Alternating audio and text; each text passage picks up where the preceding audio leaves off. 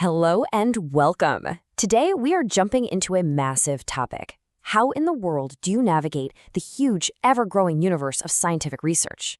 It's a place full of incredible discoveries, but let's be honest, it can be seriously overwhelming. So think of this as your map. This is the big question, right? For any student, researcher, or really anyone who's just curious. It's the ultimate finding a needle in a haystack problem. With this absolute avalanche of new info coming out all the time, the real skill isn't just finding an answer, it's finding the right one. And today, we're going to arm you with the tools to become an expert at spotting that signal in all the noise. Okay, so let's get into why this is so critical. Because the stakes are really high. When you're building an argument or a project, your sources are your foundation. First up, actuality. Science moves incredibly fast, so you want to make sure you're using fresh research to stay relevant. Next, globality. Great ideas don't have passports, and showing that you've looked at research from around the world proves you've really done your homework. And finally, and this is maybe the most important one, validity. Peer-reviewed articles. Think of these as having passed the ultimate quality control test. Other experts in the field have vetted them, kicked the tires, and said, yep, this is solid work. That's why they're the gold standard, period. So how do we actually find these amazing, high-quality sources without getting completely lost? Well, we're going to break it all down with a simple, guided tour. I want you to think of the world of scientific search as having three main zones, each with its own special powers and purpose. So here's our game plan. First, we're going to step into the hallowed halls of the old guard, the traditional gatekeepers. We'll call them the exclusive giants. Then we'll meet the heroes of our story, the open access champions, the ones fighting to make knowledge available to everyone. And finally, we'll get a peek into the future with the AI-powered smart searchers, basically your own personal intelligent guides to this whole universe. All right, our first stop is with the titans of the industry. You know, these are the huge, incredibly powerful databases that have, for a very long time, pretty much decided what research gets seen and what gets celebrated. They're the original gatekeepers of knowledge. Now, before we really meet them, we need to understand a key term, scientometric database. It sounds complicated, but the idea is simple.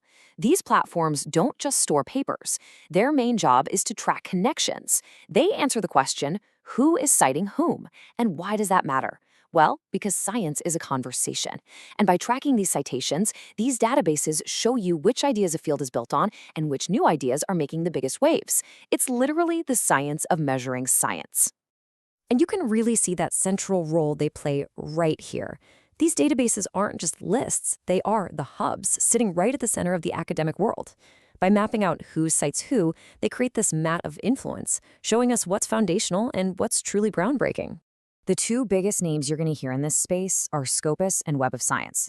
You've got Scopus, a true digital native launched in 2004, with a mind-boggling collection of documents. But then you've got the elder statesman, Web of Science, which has archives stretching all the way back to 1864. That gives it this incredible historical view of how science has evolved. But, of course, there's a catch. Here's the twist. All of that power, all of that history, it usually comes with a pretty hefty price tag. We're talking about expensive subscriptions, which means that unless you're at a big university or an institution with really deep pockets, a lot of the world's most important knowledge stays locked behind a paywall. But for every action, there is a reaction. And in response to all those paywalls, a really powerful movement started to grow. And that brings us to our second zone, the open access champions. Their entire mission is to tear down those walls and make knowledge free for absolutely everyone. This quote just nails it, doesn't it? The open access movement completely flips the script. It basically says that your ability to read cutting-edge research shouldn't depend on how much money your institution has, but on your own curiosity and just knowing where to look. It's a total democratization of discovery.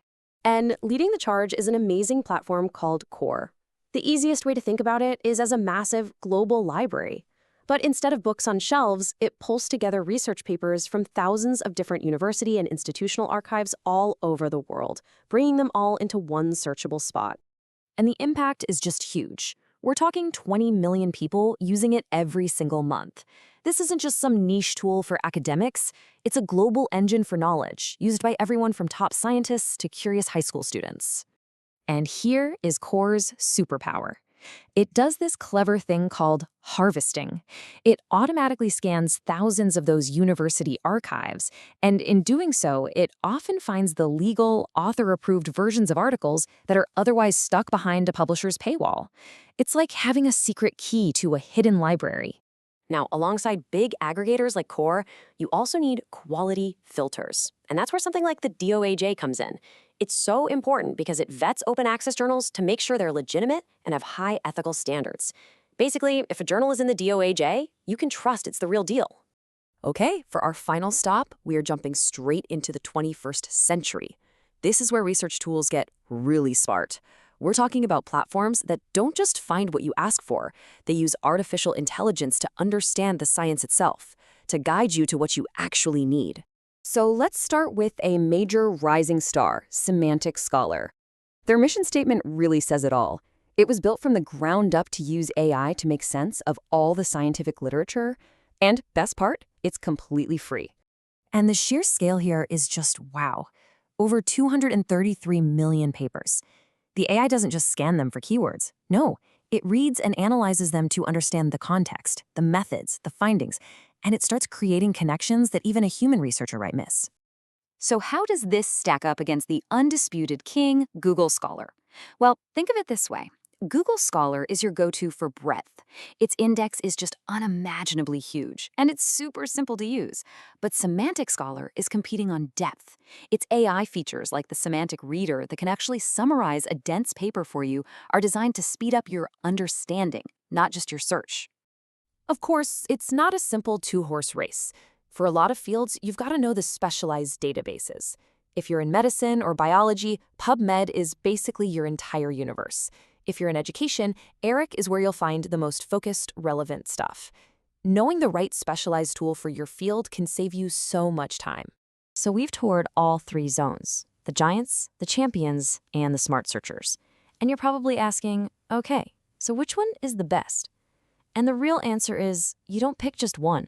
The smartest researchers use them all together. It's all about synergy. Let's break it down like this. When you need to do a really formal analysis to track the most influential papers in a field, you start with the exclusive giants. But the moment you hit a paywall, you pivot over to the open access champions to find a free, legal copy. And when you just want to explore, discover new ideas, and see cutting-edge connections, you let the AI-powered searchers do their thing. Each tool has a specific and critical job. It all comes together in what you can call a two-layer approach. Think of it like you're building a skyscraper. You use the giants and the champions to pour a rock-solid foundation. That's the most important validated work. But then you use the AI searchers to build the penthouse, giving you that stunning panoramic view of the absolute cutting edge, the brand new stuff that's shaping tomorrow's conversation. And all this leaves us with a really fascinating question to think about. As AI gets smarter and more powerful, will these three zones eventually just merge into one? Could we see a single, perfect tool that has the authority of the giants, the open access of the champions, and the incredible intelligence of the smart searchers? Only time will tell, but the next decade of scientific discovery is certainly going to be interesting to watch.